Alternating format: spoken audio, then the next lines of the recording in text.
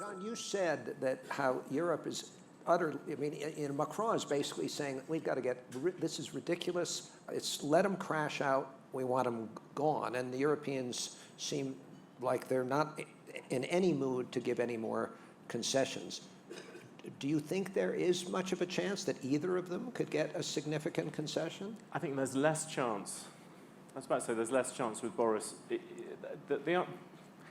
The answer is really the Europeans. Macron would definitely let Britain go. I think Merkel and the others, there is a split in Europe on that.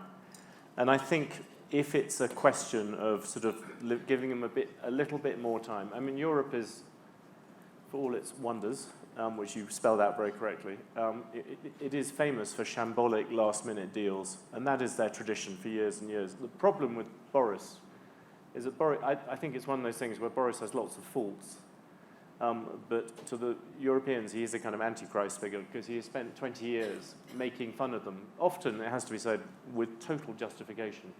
That, he is, more than anyone else, he has ridiculed the idiocies of the European Union repeatedly, and that has got under their skin. And actually, to some extent, he's now almost over. On top of that, they also, I think, correctly think that Brexit would not have happened if he hadn't at the last minute led it.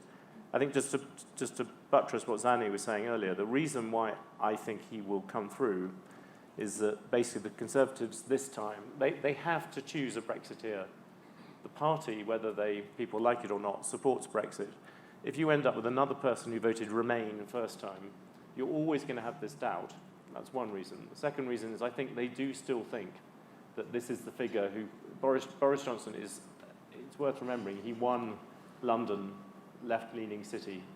His capacity to reach into different parts of the country probably is there. He does annoy people, and he has become more toxic recently, but he would certainly make politics more amusing. Well, the two other reasons, very quickly, two other reasons which Zanny alluded to, but are actually really important, are one, he does genuinely believe in nothing.